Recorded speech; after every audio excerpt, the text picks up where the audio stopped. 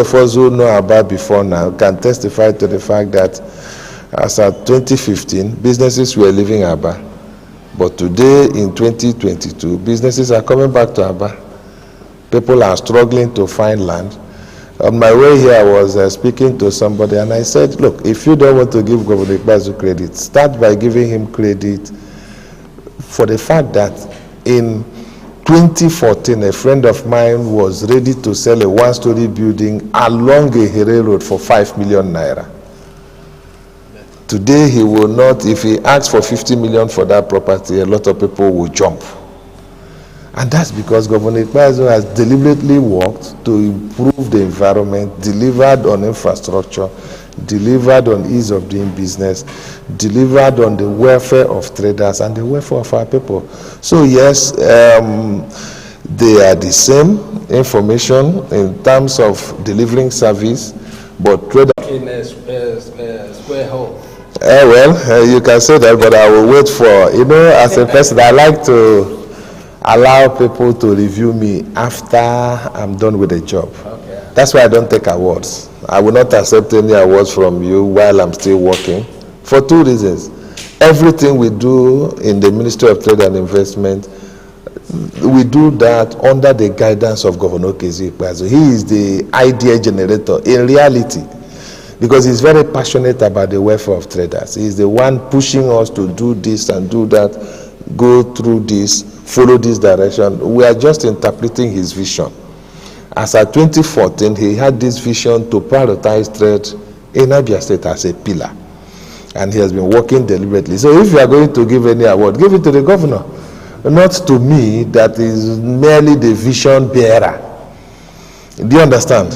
So when I finish this tour of service, I will allow you journalists and the good people of Abia State to speak to whether I performed well, whether I happen to be a square peg in a square hole, or otherwise.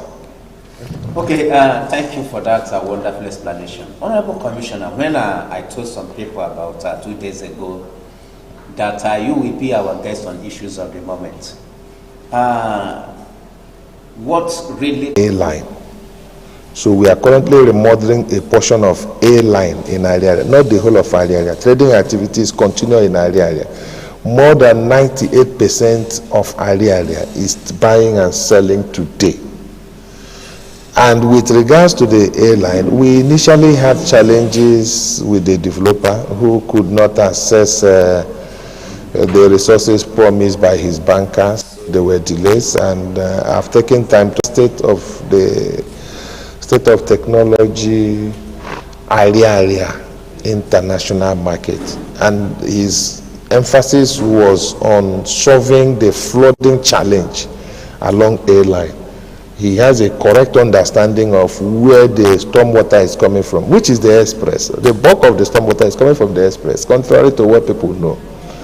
And then again, there was this other challenge that was the offshoot of our efforts at developing the state. When we reconstructed Fox Road became higher than where you have area international market. So it wasn't easy to connect water from area, link it to the Fox Road drain, and drop it at Immaculate, the water side behind Immaculate. So there was another challenge there. So our emphasis was on how to solve the flooding challenge and deliver modern structures that will stand the test of time in our area. And so far so good. We are making good progress. We have focused on 3 blocks now, because we want to work, bring back traders, continue working, bring back traders. We don't want to completely disrupt trading. That was why we resisted the temptation to demolish the whole of our area. You don't want to engender mass poverty and suffering. This is a government of the people, for the people, by the people, headed by the man of the people, Governor Ikpeazu. So we decided to take it in phases, and right now we are only taking a portion of A-line, and we have narrowed in on about 3 blocks of 180 shops each.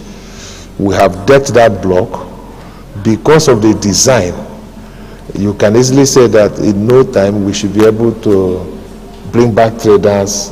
The heavy lifting, actually, the heavy work would have been in establishing the pillars. So we have done with that. We have decked 2 of the 3 blocks. We are going into the 3rd block, the decking of the 3rd block this week. And we are also doing something about flood water management. Incidentally, now that you've asked this question, I've seen pictures flying around social media. People make all kinds of comments. I take the blame for not properly educating our people on the nature of the work we are doing. The area that they snap to show flooding in our area actually fall within our work area. That work area should have been fenced off ab initio, and we wanted to fence it off. But the traders pleaded that we allow that view of their shops. You know, some of them face to the right, yes. Others face to the left. They pleaded with us not to fence off that area. Because if we had fenced off a work area and you see a work area flooding, it shouldn't attract the odium from those who know very little about what we are doing. But because this is a benevolent government that puts the interest of the people first, because we listen to our people, we did not fence it off. So people are now using that for political propaganda. My happiness is that on a continuing basis, I meet with the concerned stakeholders in our area, and they have not stopped expressing support for the work we are doing. Of course, some of them are under pressure from politicians who want to win election at all costs to say things to the contrary, but I'm happy that at every point in time they have the opportunity to ventilate their own position. And I can, some people want to peddle for political reasons. We have engaged a team of 4 experts monitoring that project and every other project being undertaken by the Ministry of Trade and a structural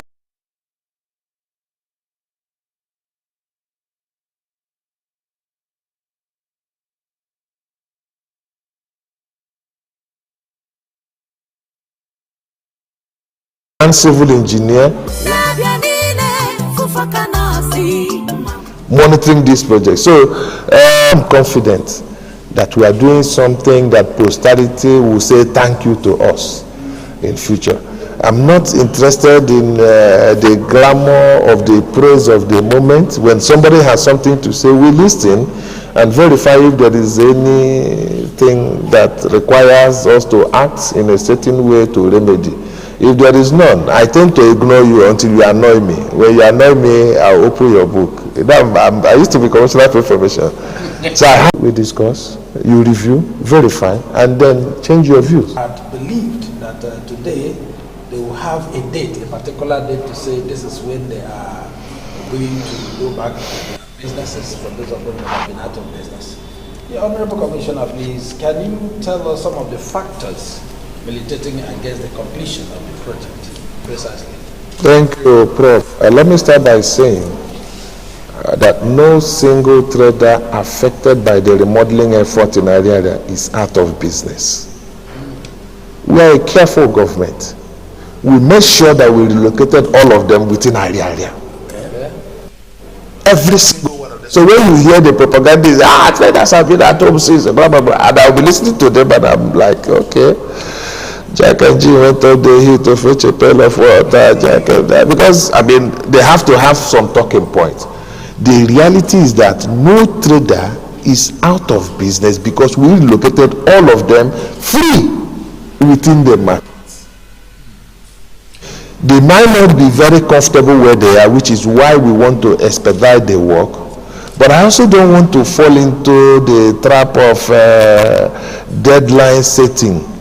The assurance I want to give is that before the end of this year, we would have delivered those 3 blocks and returned the traders. Indeed, at the moment, we have authorized the traders to commence the process of verification so that they can return back.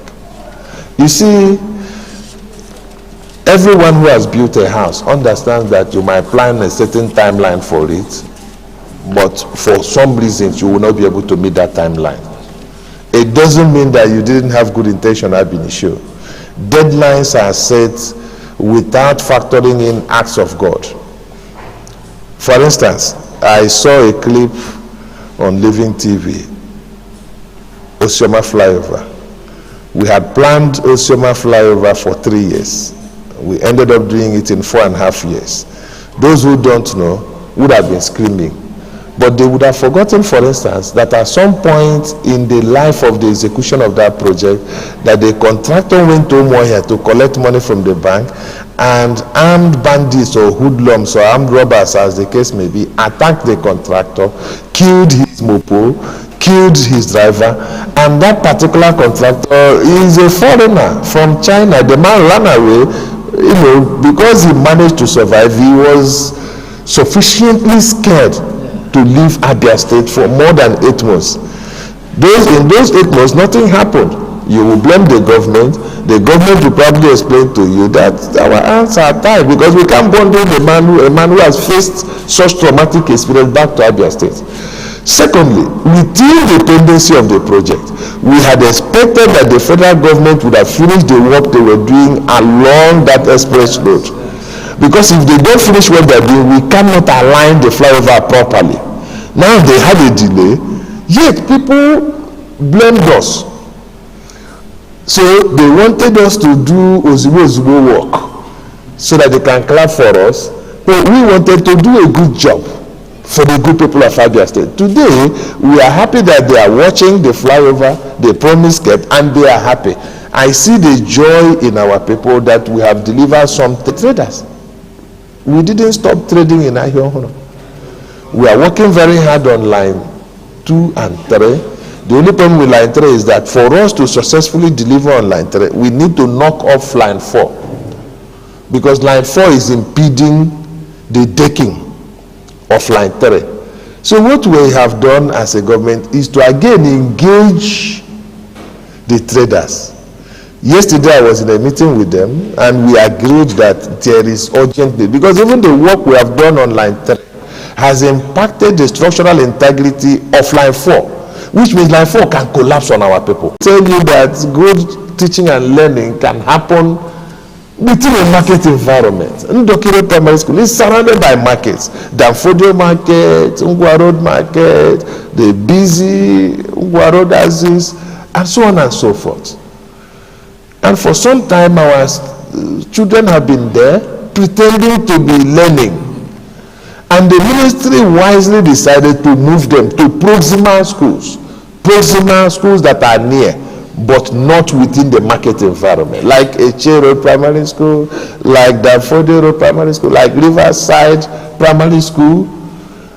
Immediately we got that information in the Ministry of Trade and Investment. We applied to the government and we said, look, there are soldiers already in that environment. Ordinarily, soldiers shouldn't be where they are, but because of the need to secure the people, they were given accommodation there.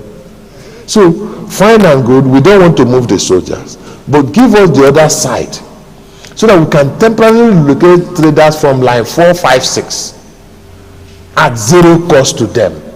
What that means is that before we demolish line 4, all the traders in line 4 will go to that place and continue trading. Okay. That's a government that cares. Every other government will probably just say, we are government, come on, get out of here, or we demolish this place. But we don't see it that way. We see traders as partners. We see enhancement of trading as a basic thing we must do as a government, because this is a trading state. And when we took that measure, the same idle politicians started shouting that they have sold Ndokiro Primary School. I had to go on air to say, so to who?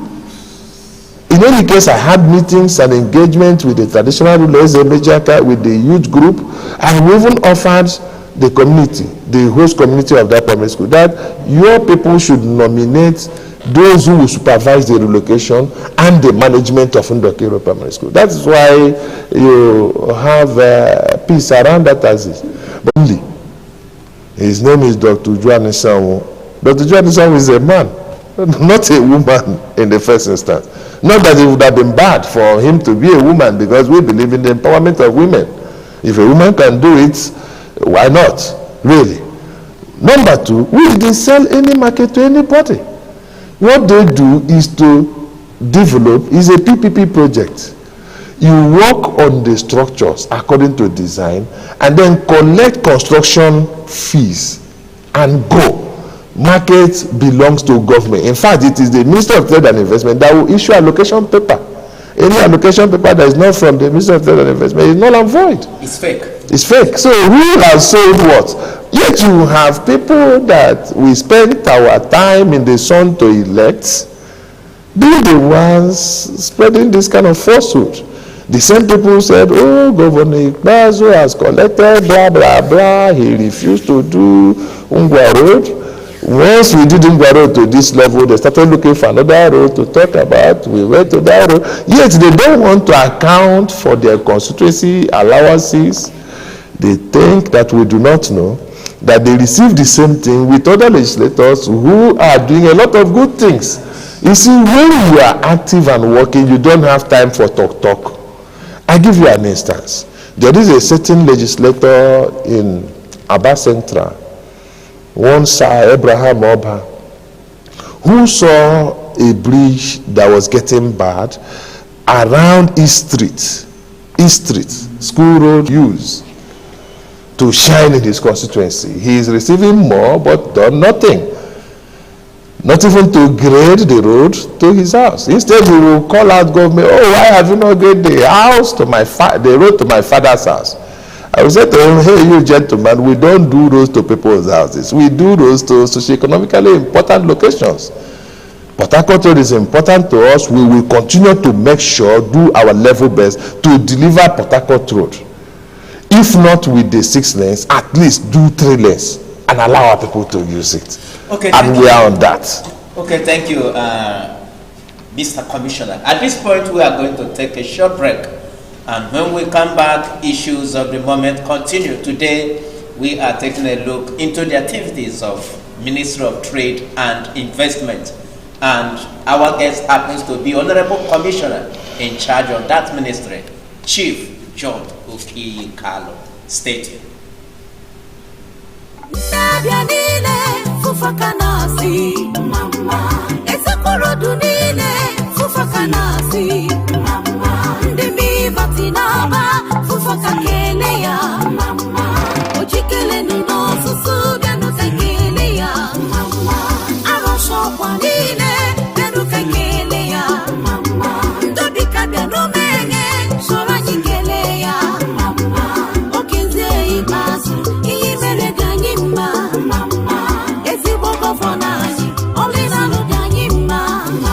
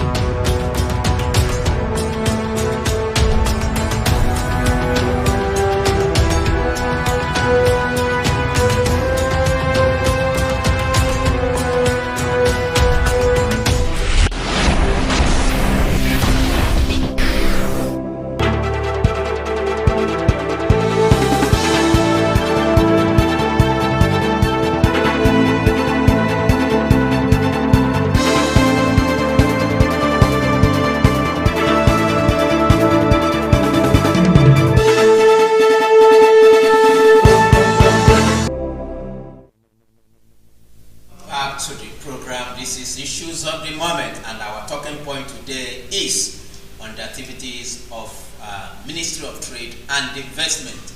Just like before we went on that short break, our guest is the Honorable Commissioner John Oki-Kal, who is in charge of that very ministry. At this juncture, we are going to open our telephone line so that you can be part of this interesting discussion. You can call us with this phone number 091-6828-4994. I will take it again, 091-6828-4994. Chinedu, you can answer the next question. Yeah, Honorable Commissioner, I keep thanking you for being here today because before now, there have been speculations and a lot of underground statements about Ariaria and Dahohono. I think one of the key things we've learned today is that these traders were not just displaced without relocated, just like a lot of people had said and speculated, called names and so on, you know. Like you rightly said, some of them were looking for one political position or the other. But today, I think our listening viewers will know that these people were not left with nothing. They were relocated and their business continued. All right, having said that, still along that area and so on, what do you have to tell us about the roads? There have been so many things about, especially Fox Road and some other roads, you know, by this present administration. Thank you very much, and permit me to re-emphasize what you've just said. We are not an irresponsible government. We don't relocate traders without providing alternatives for them. In Ariaria we did. So when you hear people say, our traders are dying because they are at home, it's not true.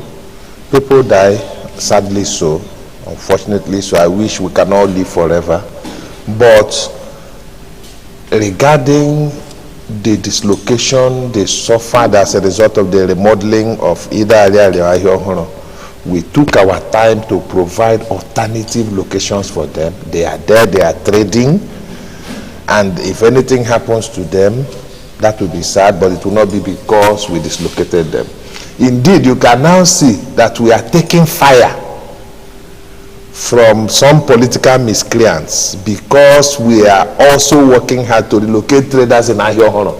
They are now lying to the people that we have sold Ndoke Primary School, which we did not do in any form. I saw it on social media. So you can imagine. You can now imagine the quality of discourse.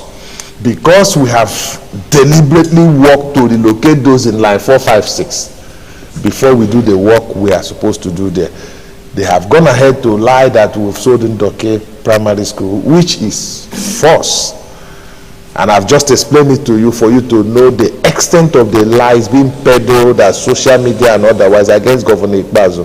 My happiness is that posterity will review the activities of Governor Ikpeazu and confirm that he remains the best ever.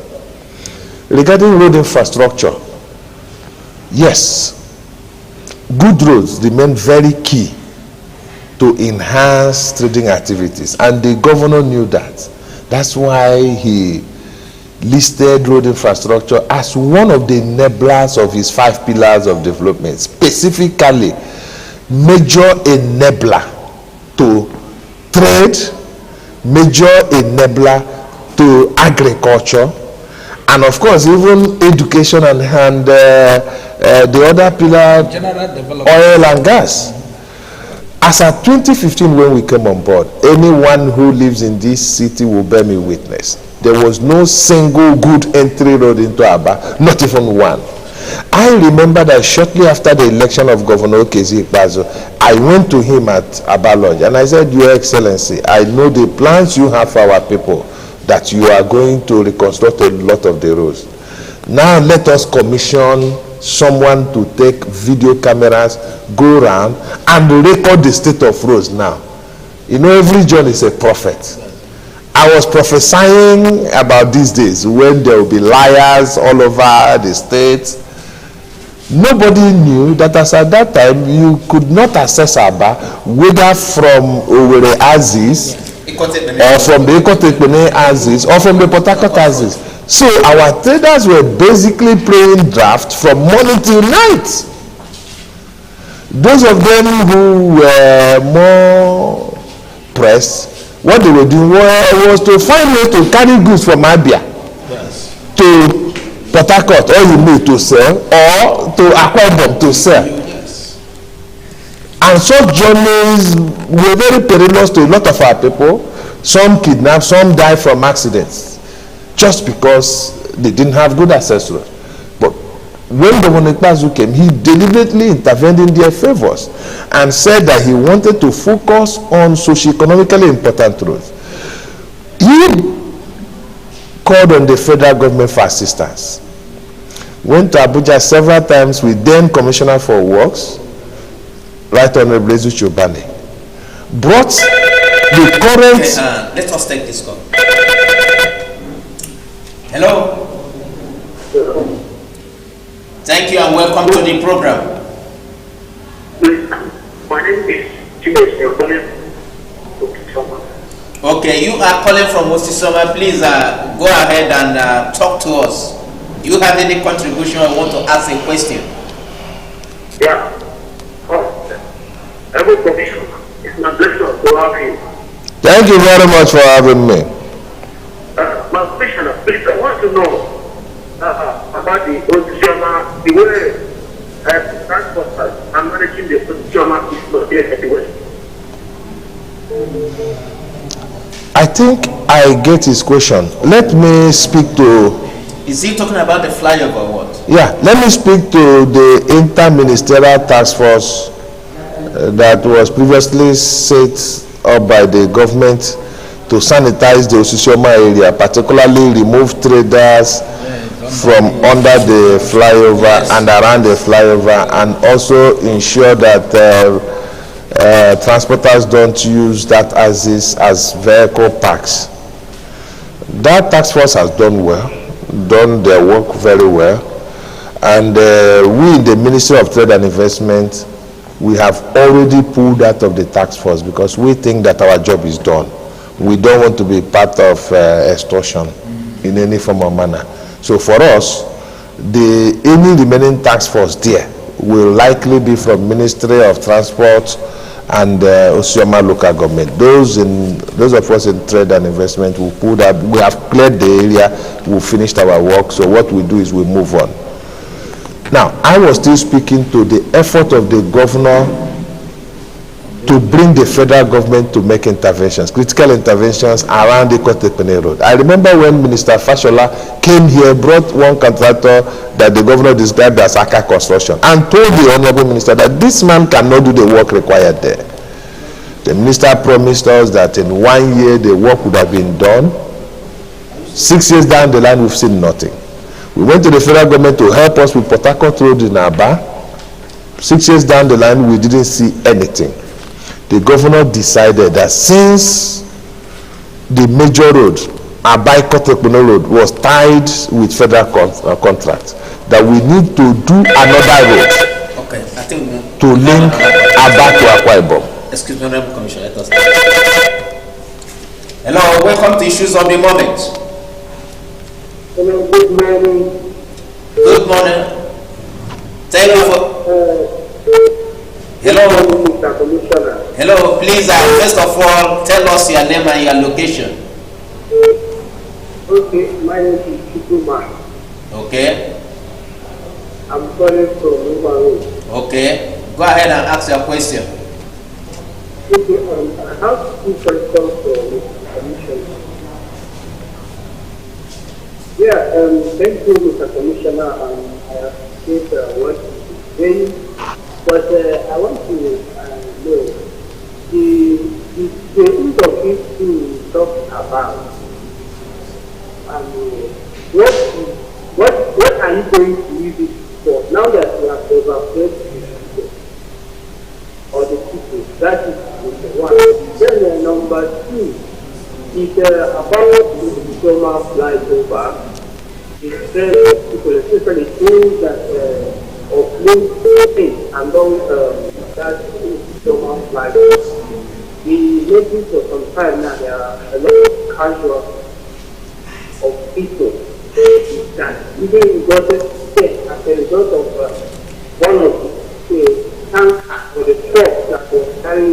made. So, Mr. Commissioner, I think you addressed those issues. Thank you. Thank you, Mr. Chukwuma. What was his first question? The first question was about Ntoke Primary School. Ntoke Primary School. What are you going to use it for? What are you using it for now that they've vacated the place? Yes. Okay, thank you, Chukwuma, and I hope you are enjoying the new Ngwa Road done by Governor Okezi Ikpeazu. Hopefully, we should be able to rid Ngwa Road of street traders. A task force has been set up for that purpose, and we'll do that. Regarding Doki Road Primary School, like I said earlier, we are going to relocate traders from line 4 as quickly as possible into that place so that they can continue trading activities there while we reconstruct that line. While the military cantonment or barrack or whatever it is called remains where it is, we will even improve infrastructure around the military because they are doing a good job protecting our people around that area.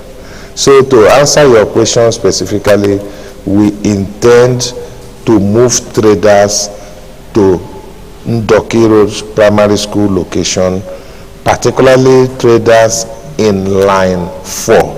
Some in line 3 who are yet to get a proper place to stay might be allowed to move to that place too. Okay, he also raised the issue of extortion, which you have addressed at Osioma flyover. Yes, this administration has zero tolerance to extortion. So, Ministry of Trade and Investment will pull out of the task force, but that is not to say that those in transport and the Osioma local government might not still be there. But this is something I would like to address at this time. Our people predispose themselves to extortion. Let me repeat it again. Our people, particularly those of us in Abia, predispose ourselves to extortion. How do we do that? There is traffic light now at certain locations in Abia, and indeed the first of its kind in Abia State since state creation. I'm sure many people do not know that the first time we saw street lights and traffic lights in Abia was under the watch of Governor Ikpeazu.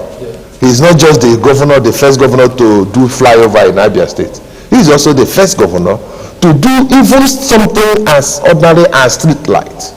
So that they understand those who come here to make noise, from morning till night. We now have those traffic lights. We've done enough education. We expect our people to respect it, but every day you see keke riders, bus drivers, and other drivers beating the traffic light. When they beat the traffic light, either teamers or any other enforcement agency will pack them. And when they pack them, they will start making calls to their brother John Oki Carlo, or to their friend St. Moses, or to another person. And one common thing about such calls is that they usually say, I beat traffic lights. They confess. Hello, welcome to the program. Hello? Hello? Okay, you can continue. So you see, they beat traffic lights, and when they are arrested, maybe billed, they start making calls, they start abusing TMAS officials or officials of Ministry of Transport or police officers that are the enforcement agents. They are the ones predisposing themselves to extortion.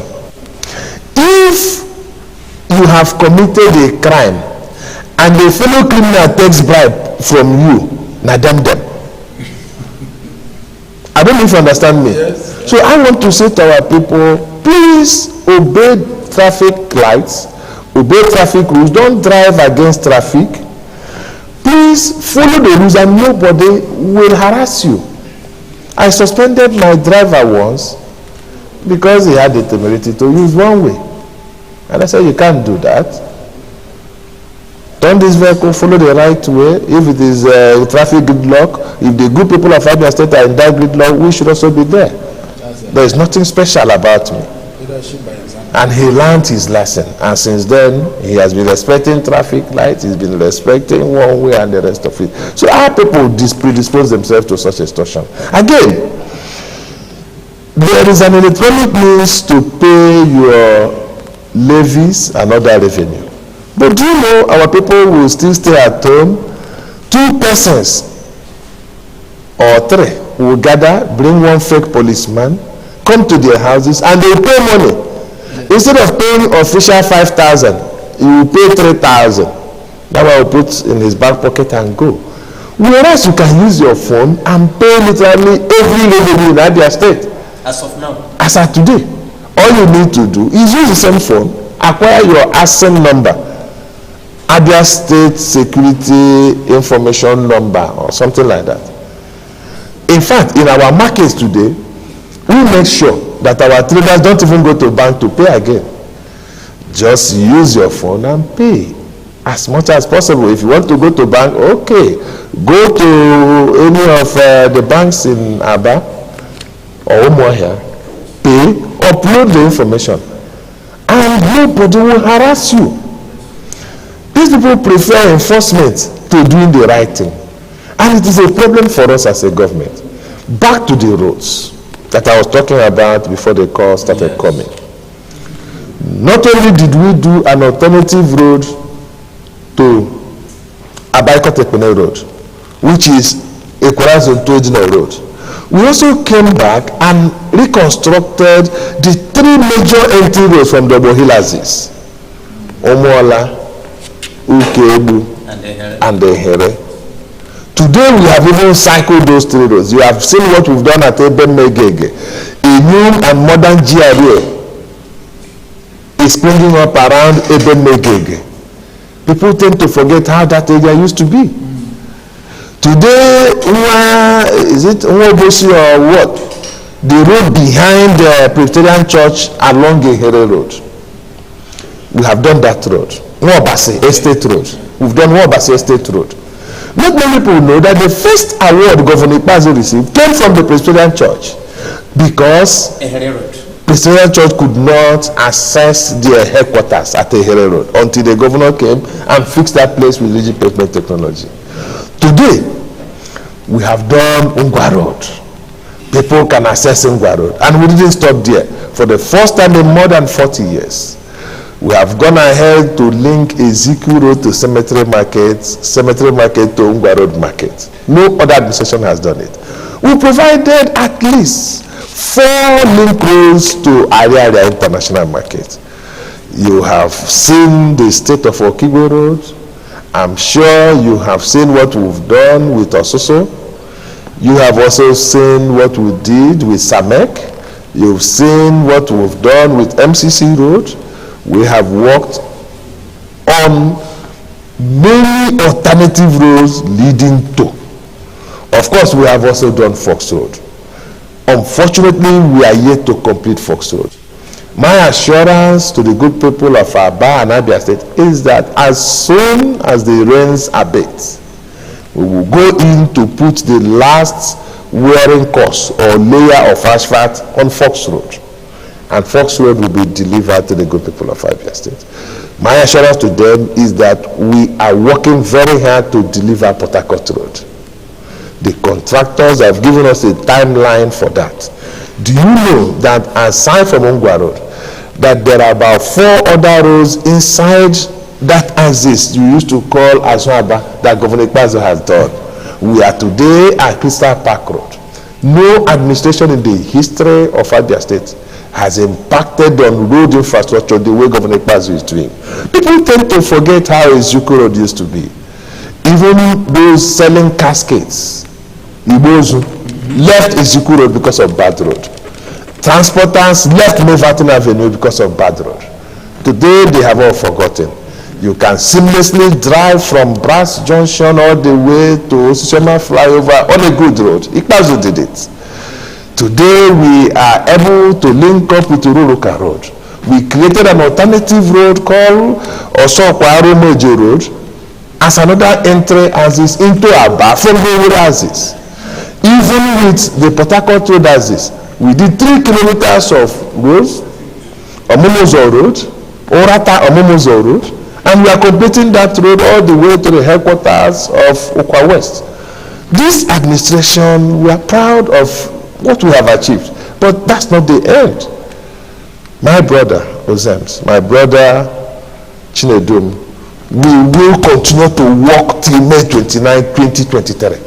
Okay. And by the grace of God, courtesy of the vote of the good people of Abia State, Professor Uchenna Kone will continue from where we will stop to deliver good quality, high quality infrastructure to the good people of Abia State. Okay, thank you, Honorable Commissioner, for that good assurance which came from you. Now, let us talk about the incident that happened at Lopanta Cattle Market. I still remember that the governor gave an order that those living in the bushy area of that place should relocate it. Has that order been carried out? Yes, you spoke to the incident that happened to Lopanta Cattle Market, and I need to place on record that that incident happened at Lokbuku, not Lopanta. Okay. It wasn't in the cattle market, but a cattle trader was unfortunately involved. If it had happened within Lopanta Cattle Market, it would have been within my jurisdiction. Okay. But because it happened outside, some persons were grazing outside the market environment. They were grazing in some communities and were attacked by unknown bandits who sadly and unfortunately killed one of them and killed some of the cows, which is very unfortunate, despicable, sad. It's something we don't want to see. Even if those people have failed to obey our anti-grazing law, it is left for government through the security agencies in the state to enforce, and not for people to take laws into their hands. It's sad and unfortunate. Regarding the sanitization of the market environment, yes, the committee, the Umunochi Security Committee, they are doing a good job. A lot of what they are doing you can't discuss on air. But I know, for instance, that there is this cluster of brothels, short-time hotel, you know, they call it brothels. For those of you who grew up in Abakwamkwam,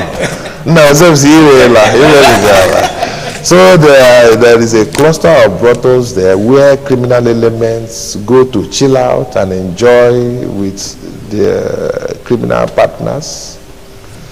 And at some point, the security committee and Abia State Police Command were able to trace kidnappers to that location, recovered arms. We have totally turned that place to rubble, so they have no hiding place again. We have deployed all kinds of security infrastructure into the forests. And we are working with security agents to ensure that that axis is totally cleared of those hoodlums. What we have noticed in recent days is that the Abia side of that express has become too hot for them. So what they have done is to migrate to the Imo side. You know, there is just a short boundary between Abia and Imo. And of course, the expectation is that we won't have jurisdiction within the Imo territory. A lot of these things are now happening around Ihube Okigwe. Okigwe is in Imo State, yes. Ihube is in Imo State, which speaks to some level of success achieved. Based on the plan that we have, we expect that in the next 1 month, that place would have, that axis would have been totally cleared because of the cooperation of the people of that community. You see, when we set up that committee, some persons who didn't know enough, I hate to describe somebody as being ignorant, because I know that people know what they want to know, see what they want to see, learn what they want to learn. Those who didn't know enough were complaining that why did we have a largely civilian populated committee to deal with the insecurity in the area.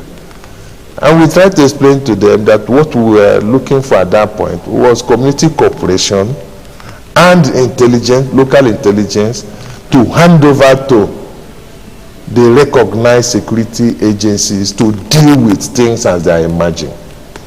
You don't want to do certain. There are some persons who have come on air to say, well, reconstruct Bakassi. And I'm like, are these people from the zoo? Were they not in this state when a lot of innocent blood were wasted in these states? Again, if you arm vigilantes to a certain level, how do you recover the arms after they have done whatever you want them to do? If as a government we now say, oh, let police stay aside, let army stay aside, or our people come, let's buy AK-47 for you, enter bush, fire them. After they've done the firing, how do you recover the arms? Because the same arm will be used and turned against your own people. We are not political desperados. We have no enemies in Abia State. Governor Pazo has proved it time and time again that not even opposition politicians are his enemies. Nobody is our enemy. So we have no need, to begin to arm anybody, whether for electoral purpose or for any other purpose. But we can deploy in a manner that supports the work of security agents in Abia State. That was also why when we created the Bubago arm in Abia State, we said that they are mostly to collect intelligence. The idea of getting people like palm wine tappers and hunters into a Bubago was very simple. You have ungoverned spaces in your forest. Who is the best person to enter the forest and bring back information? It is the hunter. It is a palm wine tapper. The hunter will enter the forest and see where there are sachets of pure water and report back to government to say, in the middle of XYZ forest, I saw pure water there. And then the government will say, army, police, all of you, enter that place. Find out why somebody will be taking pure water inside the forest. We said that is what we want our own Eblagu to do for us, and not to arm a group of young men who will turn their guns against the people. You see, some of the analysts I listen to on radio, some of the opposition politicians are clearly not ready for governance. They think that governance is a carnival show. That's why you have them bringing all kinds of musicians, all kinds of celebrities, and put them in front as evidence of popularity, rather than speaking to what they will do for the good people of Abia State. Commissioner, we have a caller. Hello, thank you for joining us on the program. Your name and location. Hello. Hello. We are not hearing you very well.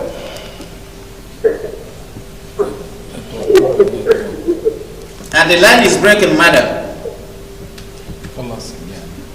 You see, when you have a political party populated by people who are more interested in Oringo, you know what is Oringo in Enugu? Party going, party dancing, and such things. They bring barmen, musicians, and so on and so forth. And then when you hear them speak, they tell you, oh, why hasn't the government armed 10,000 citizens to go inside? You just see that these people, they are fit as individuals to probably be club owners, to probably be dance hall owners, to be proprietors of hotels. Yes, perfect. But these people cannot do the level of thinking required to lead. So we look at them and we laugh, and we thank God for the good people of Abia State that they know the difference between a carnival party and the People's Democratic Party that is always ready to deliver good governance. We may not have done anything, and we concede to that fact. We concede to the fact that even some of the things we've not done is as a result of their own sabotage. In this very state called Abia State and Ebonyi State, we were all given approval to take 200 million from a donor agency abroad. Ours was to do roads, including the road leading into Aruchuku. It was listed among the roads, the Okobo road, that we were going to do.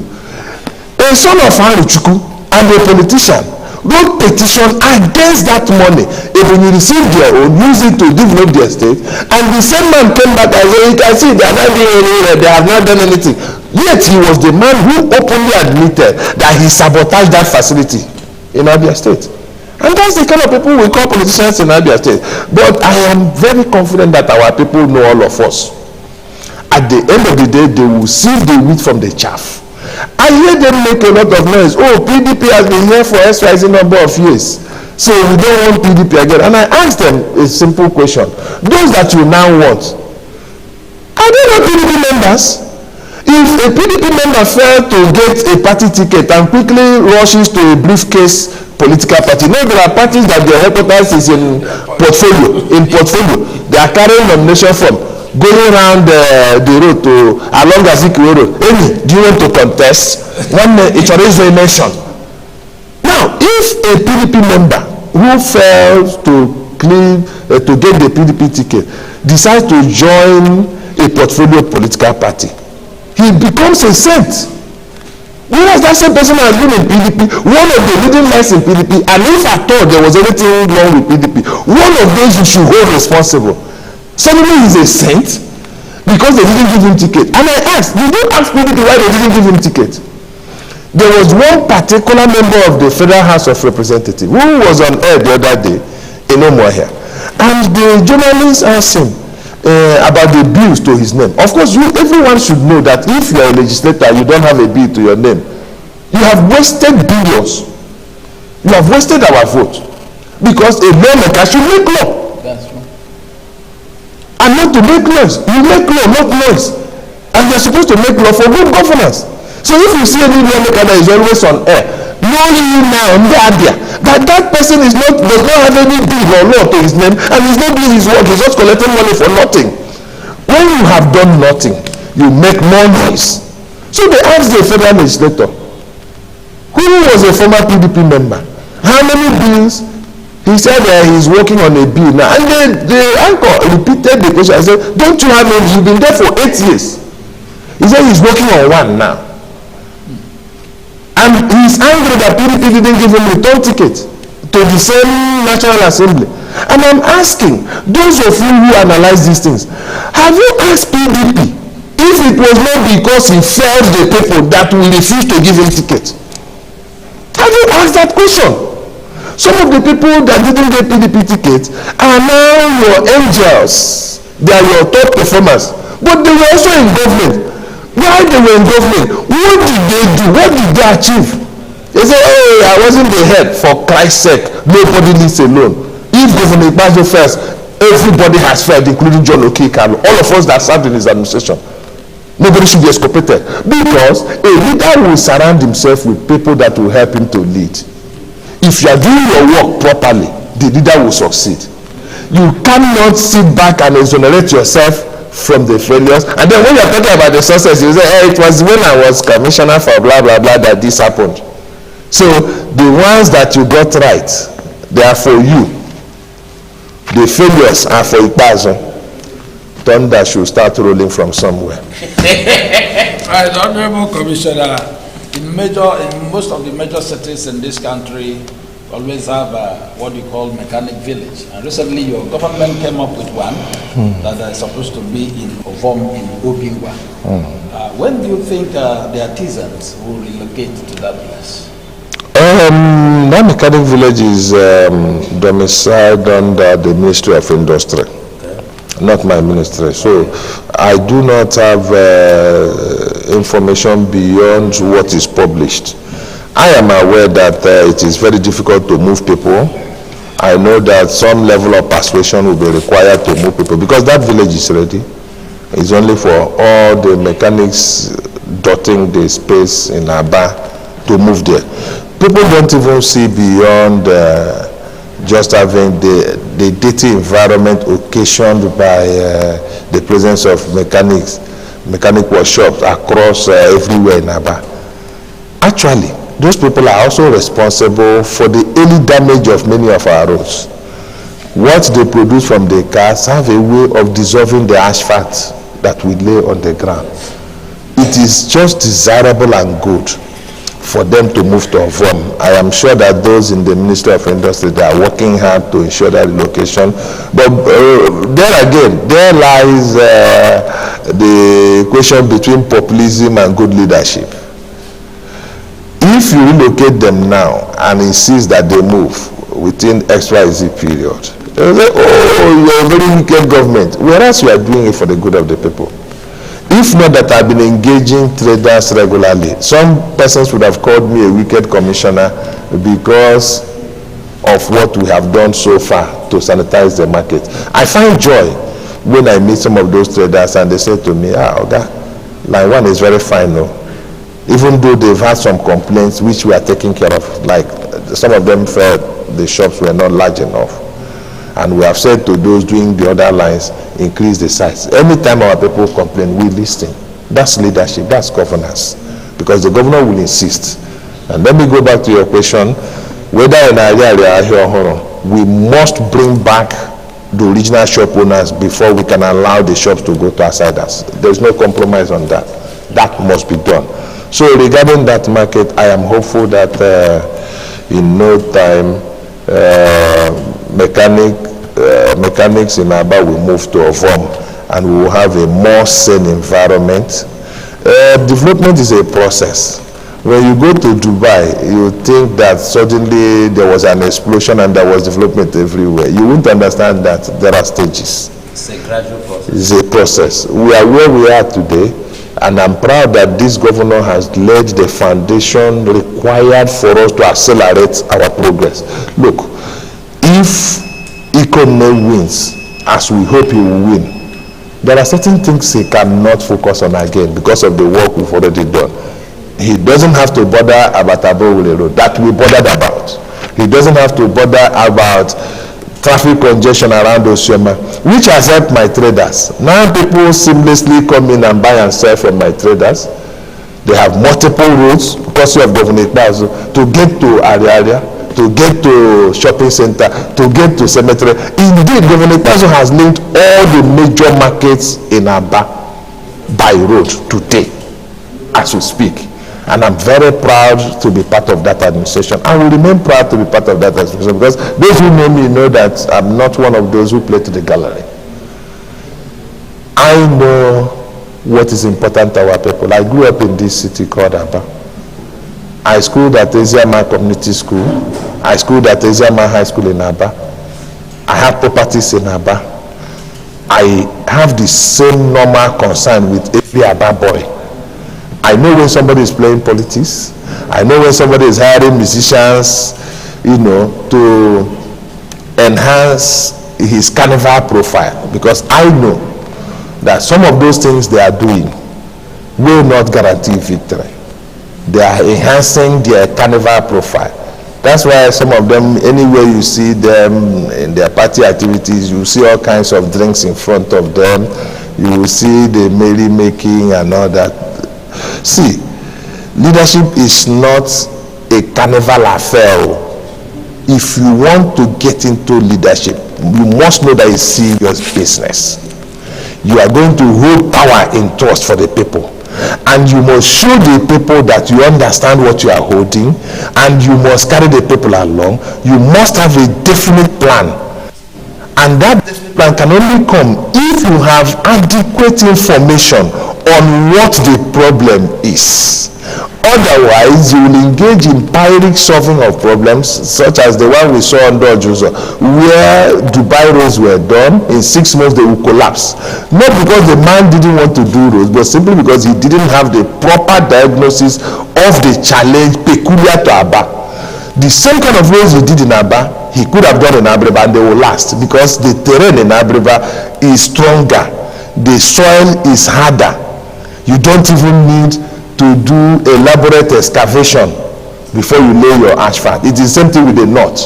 If it is going to cost you 100 million to do a kilometer of road in Abia, in the north it will probably cost you 20 million to do the same 1 kilometer because of the terrain.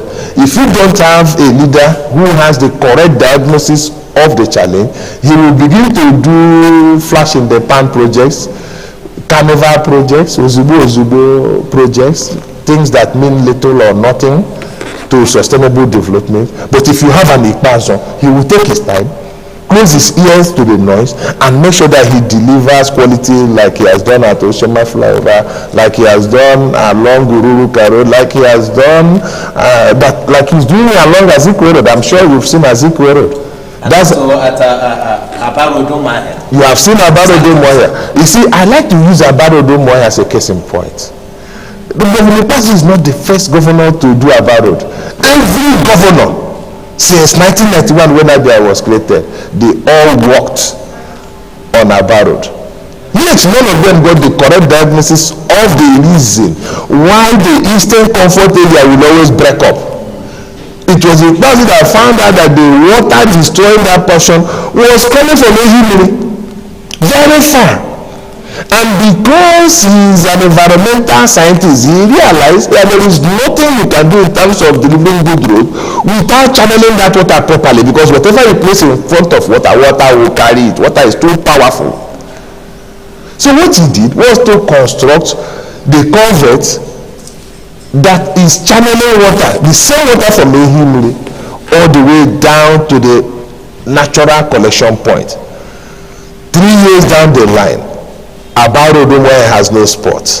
These political noisemakers drive through I remember your reports in one other station in those days talking about that road. The governor kept insisting, please be calm, let me get it right. Let me get it right. Don't force me to rush. But there are some leaders, all these Oringo people, these party politicians, they will come and bring the people and say, we are going 20 roads, 30 roads in 6 months. None of them will stand. They will collapse. The roads done by Governor Ikpeazu within the first 100 days of his administration are still standing in this about where I am. Ukebu Road, Governor Ikpeazu refused to commission it because he felt the quality was not good. Ukebu Road is still standing since 2015. Omoala Road, Ehero Road, Governor Ikpeazu did those roads in his first 100 days, and they are still standing. Do you understand?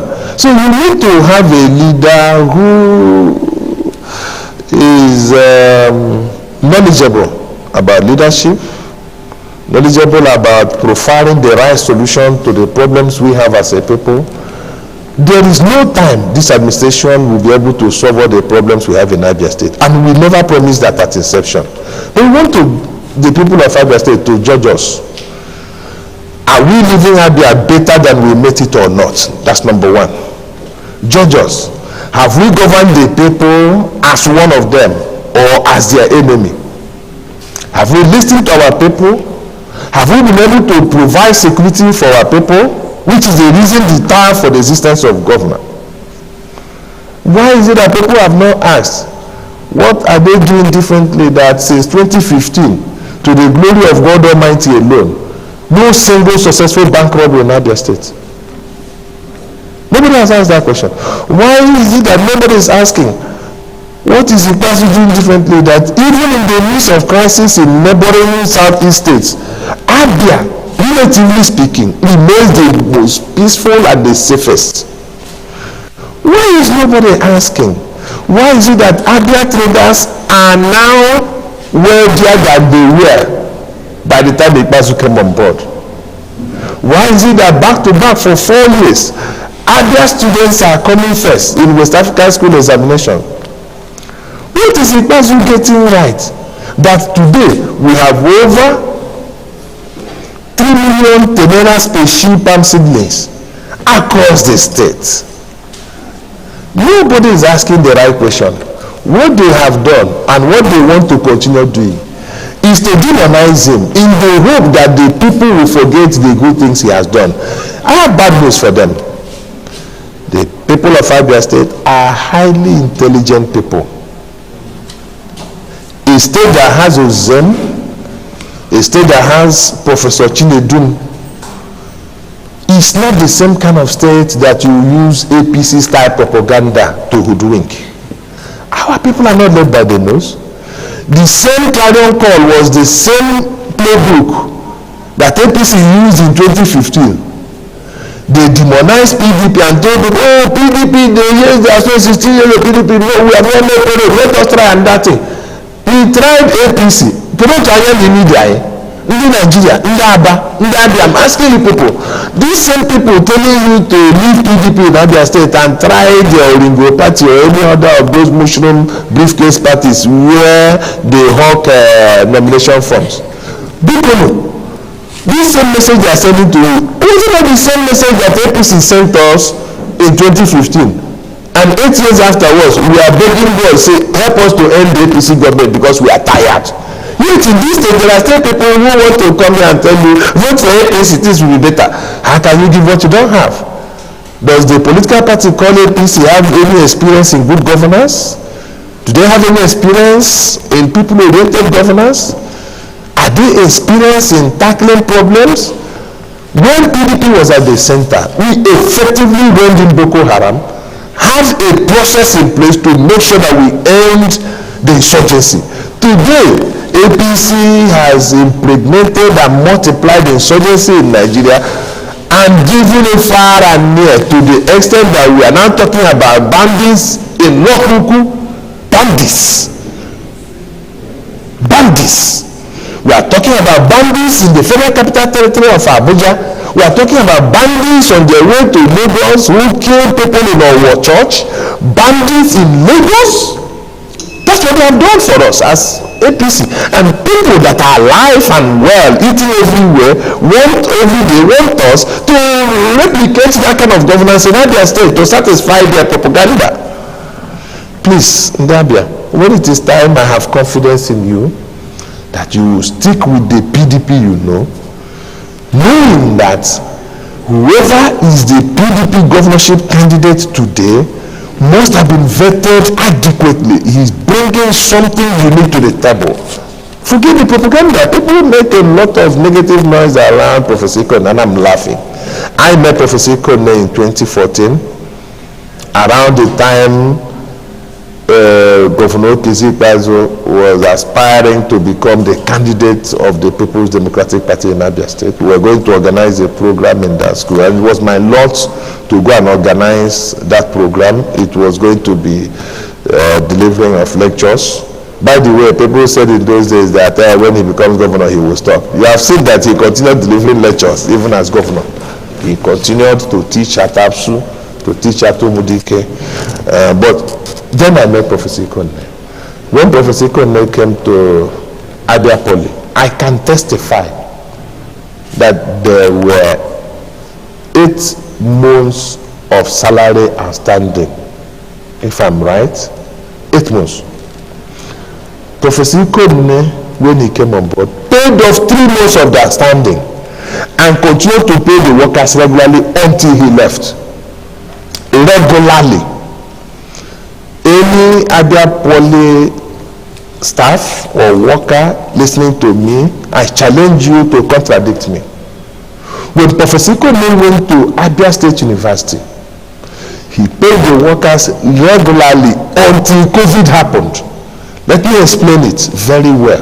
Before he came, the problem with APSU was that you can't do a 4 years course in 4 years because the teachers were always going on strike over unpaid salary. Ikone stabilized salary payment, cleared their outstanding. All the outstanding he made, he paid them off and continued to pay them until COVID happened. What did COVID do to him? Ikone does not believe in going cap in hand to government to say, give me money to go and pay salary. It's not his style. He believes in generating the revenue to pay salary internally. He introduced a lot of new innovations, courses and programs to make money. And in the process, he was paying regularly. I challenge any lecturer who was in APSU before and during Ikone to contradict me. He was paying them till when COVID happened. What did COVID do to us? For 10 months, all the tertiary institutions in this state and even in the country, they were all closed because of COVID. So students didn't pay school fees, so they didn't have money to pay teachers. I remember how many times Ikone was coming to government house in those days to say, I need help because I don't have school fees to pay. And we later helped him. When we hear APSU... Let us hello, welcome to Issues of the Moment. Hello. Hello, good afternoon, Mr. Chukuma. Okay, Mr. Chukuma, thank you very much. Can you tell us where you are calling us from, your location?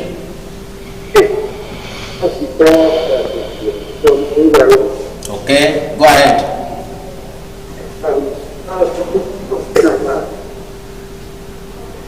Hello? Yes, go ahead. Yeah,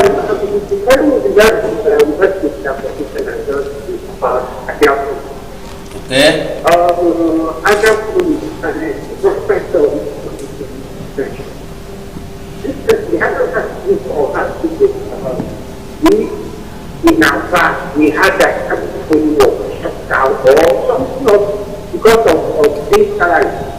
So what are you doing is you know that during economic time they are paid. And from the information gathered that they are only almost 30 months. So please, Mr. Commissioner, I want you to put more light. Even on asking, there are lots of things happening to our school in the state. So, Thank you, Chukuma. Okay, thank you very much. I'm happy there are people like Chukuma. He raised the issue of Abia Poly. Yeah, I'm happy there are people like him watching and who are able to ask questions. You see, the Bible says, my people perish for lack of knowledge. And sometimes knowledge is like faith that comes by hearing and hearing. Ikonne came into Abia Poly when they had 8 months unpaid salaries in arrears. Ikonne cleared 3 of the 8 months and continued paying till he left Abia Poly. Within the tendency of his service as rector for about 2 years, he didn't owe even 1 month. Instead, he cleared 3 of the 8 months owed before he came. When he came to ABSU, Professor Eliezer Uche Ikonne continued paying the worker. They didn't have any strike for more than 3 years. For 1 day, no local strike. In ABSU, you can go and ask questions. Their first challenge came with COVID. For 10 months, they didn't have money to pay because students were at home, lecturers were at home, they didn't make money. The school was shut down. Indeed, I remember his attempt to solve that problem was what was misunderstood as COVID fee. That was when he was trying to raise funds to pay the teachers. Yes. It was misunderstood as COVID fee. That wasn't his intention. His intention was not to charge anybody for COVID or for COVID testing. His intention was to use the testing system and the control system to raise revenue so that he can pay the teachers. Remember, I said for 10 months. Now go and check when people of Abia Poly say ABSU say that they are owing them. Do you know how many months they mention? 10 months. Which means that since Ikonne left, they have not been owed anything new. That means Professor Obulu has been paying them every month.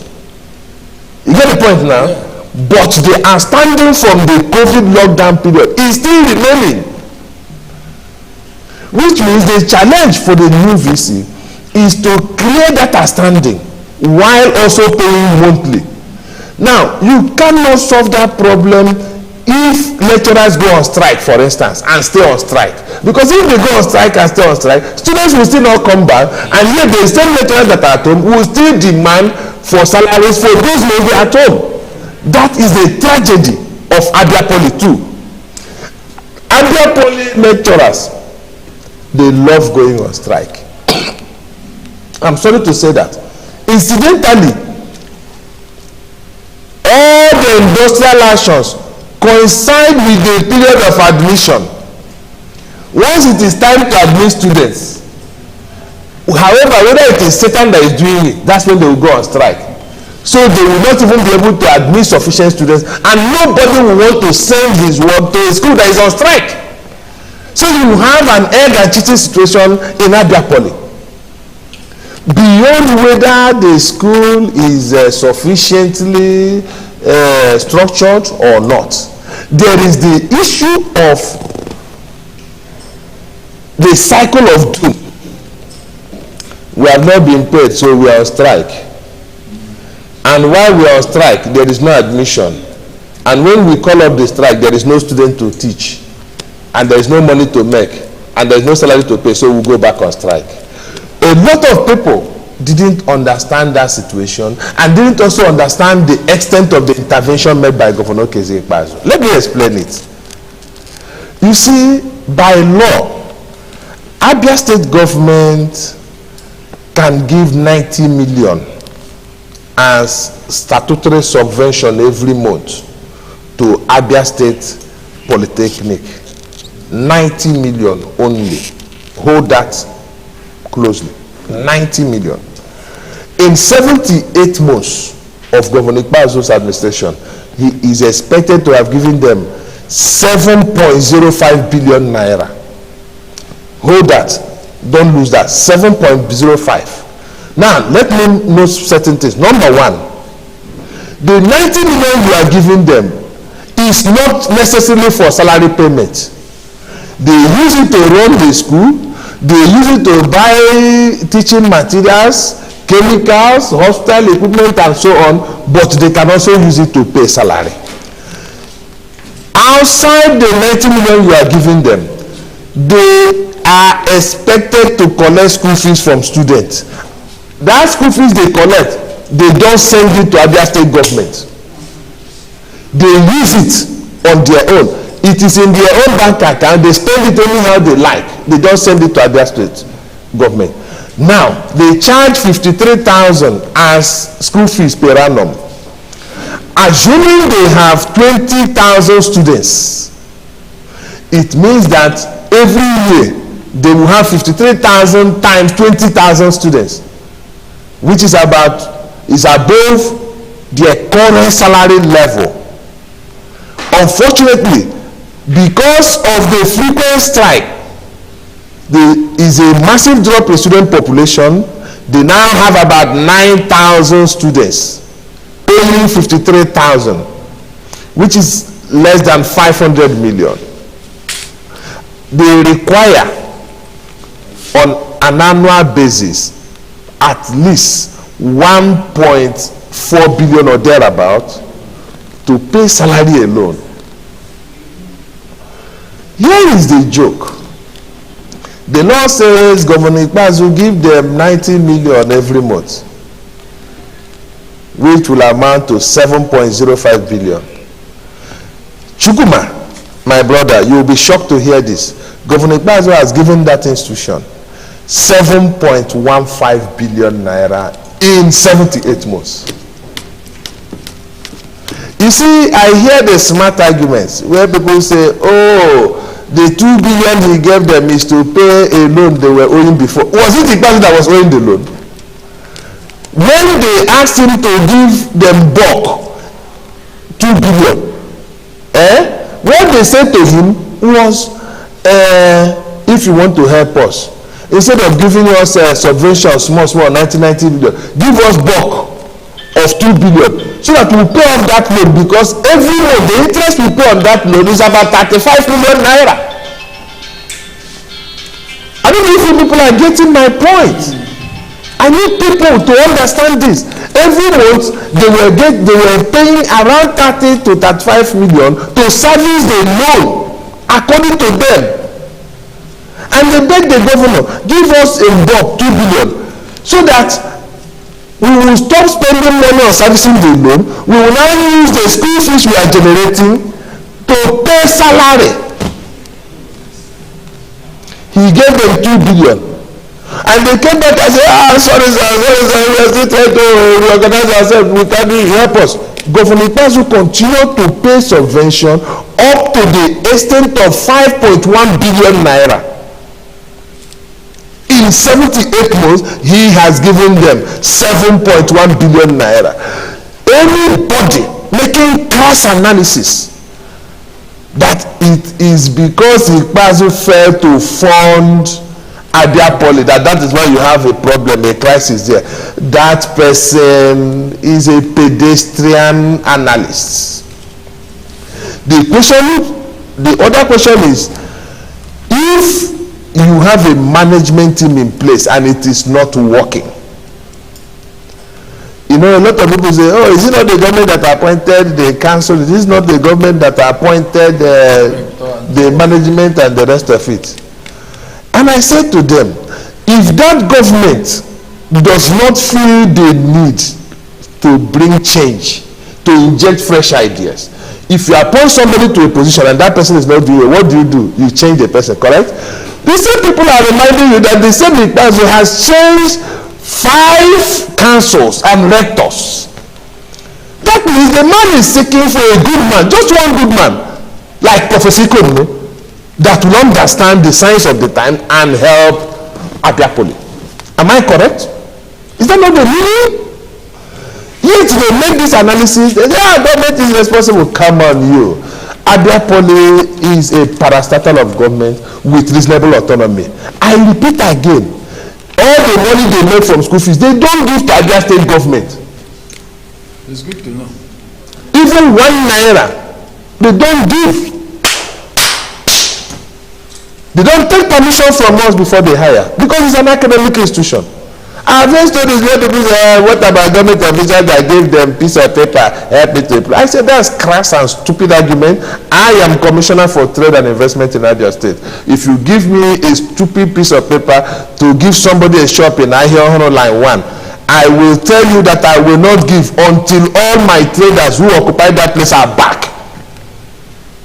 That somebody wrote something is a suggestion in management, for Christ's sake. I am properly educated. I went to management school. I managed at international level. It's a suggestion in management. It is not an order. If because of your inherent weakness as a person, you see, when people are not hardworking, they tend towards psychophancy and bending the rules to survive. If because of your inherent weakness as a leader, not doing the right thing, you are never to go back to that man and say, wait a minute, this person you are suggesting must go through vetting. And it will depend on when we have a vacancy. You choose to gratify whoever wrote that thing so that you will retain your job. That is the beginning of failure. You are responsible for failure. Without taking a stand. Yeah. I don't know the kind of analysts we have in these opposition parties. They seek the easier way out, which is to demonize Ikpeazu. You know, the facts are glaring. Now, those same people that have failed in managing those institutions, if they join any of these mushroom parties in Abia State, they will become champions. Mark what I started by saying, that all the relics of PDP, all those that they used to say were the reason PDP was bad, that they have all gone to other parties and they are champions. Check all the political parties. The governorship candidate of Abga was PDP up till March. The governorship candidate of APC was PDP. The governorship candidate of Labour was PDP. The governorship candidate of YPP was PDP. And these are your new champions. Come on, you Abias. Wake up. PDP is sanitizing itself internally. We are dealing with the weaknesses we identified in our system, and we are bringing in a new order, so that those who understand the science of the time, the cultural sign, can take governance to the next level after Ikpeazu. Ikpeazu has laid the foundation. Now it is time to bring Apollos to water, and we have identified one in Professor Uchenna Ikono. And I think that beyond partisan politics, nobody should have any reason to debate the qualification of Professor Ikono, the premier optometrist in Nigeria, someone who has risen to the very zenith of his career, whether in the academia or his professional career as an optometrist. He is the #1 optometrist in Nigeria today. Ikono reached the zenith of his career as a professional lecturer.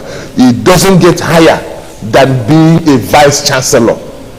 Please, and yet, Commissioner, there's one thing you said about this Abia Poly, and listening viewers will want to, because last week please, we discussed something, Chinedu, just a very short thing. I want him to add it up to this, because we understand that there's a task force now set up now, looking into that. But before then, I want to ask, are there people that set by your government to monitor this? Because one of them who came on board here told us how the rectors, both the God one and best one, live in hotels. They outside the quarters where they are and pay huge amount of money. You see, when you have an autonomous institution, there are checks and balances embedded in its operations. Those checks are at different levels. For Abia Poly, they are subject to oversight by the State House of Assembly. They are also subject to oversight by visitation panels set up by the council or the government. These reports form the basis for decisions to be made. I like to plead with people not to fall into the trap of set line analysis. When you say, for instance, that a rector is living in a hotel, it doesn't exactly answer all the issues. The question is, the accommodation you have provided, how much will it cost to make it livable?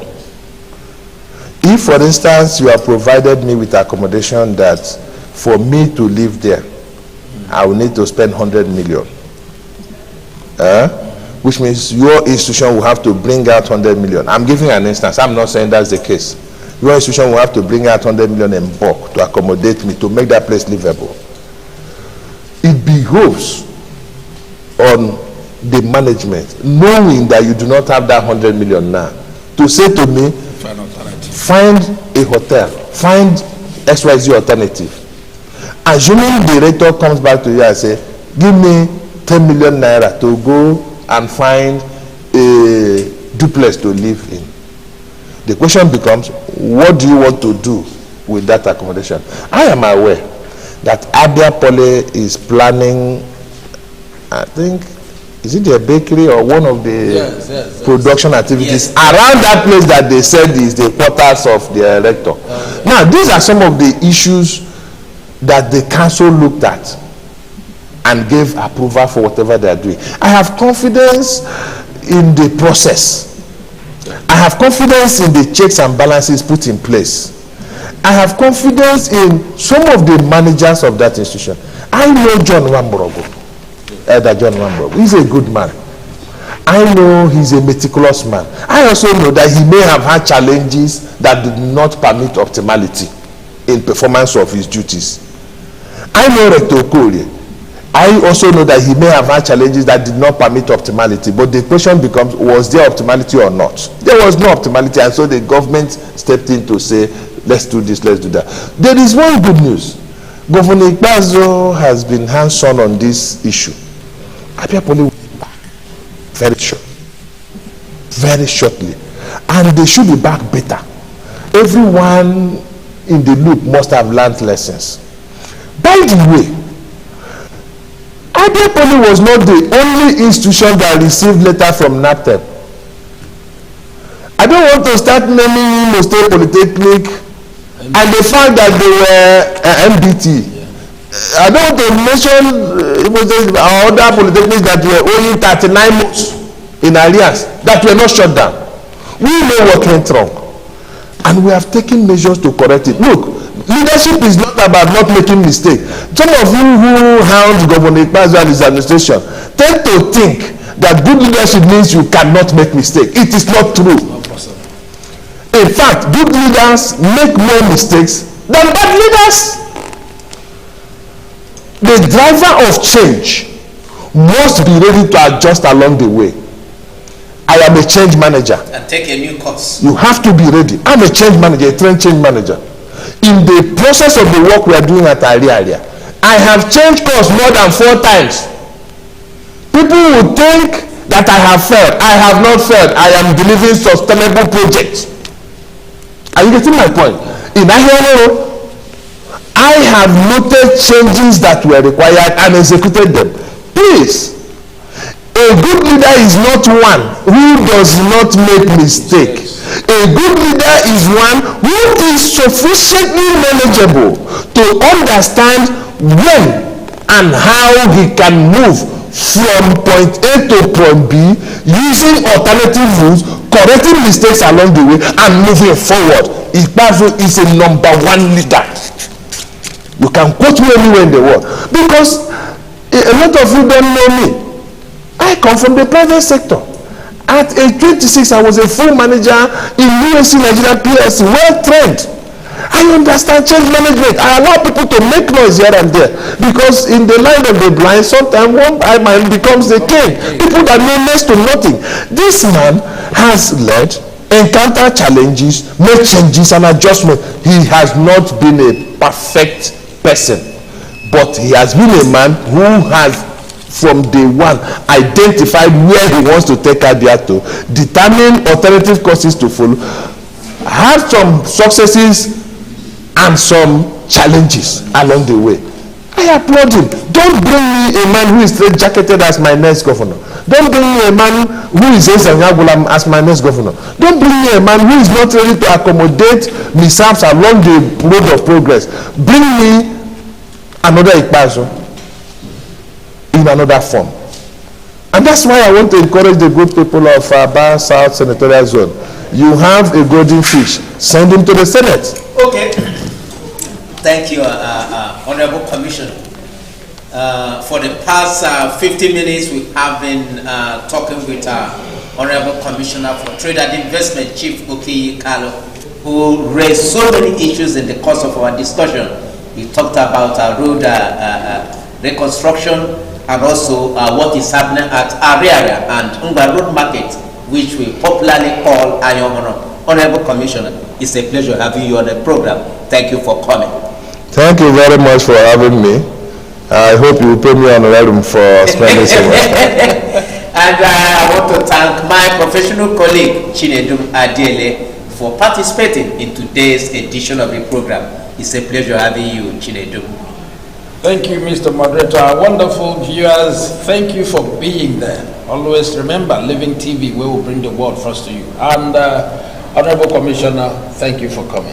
Thank you, my brother. Thank you very much. I'm the regular host of this current affairs program of Living TV, Abia in Southeast Nigeria, Chimezie Ozet. Join us on Friday on this same channel for another interesting edition of the program. Thank you for watching. Goodbye.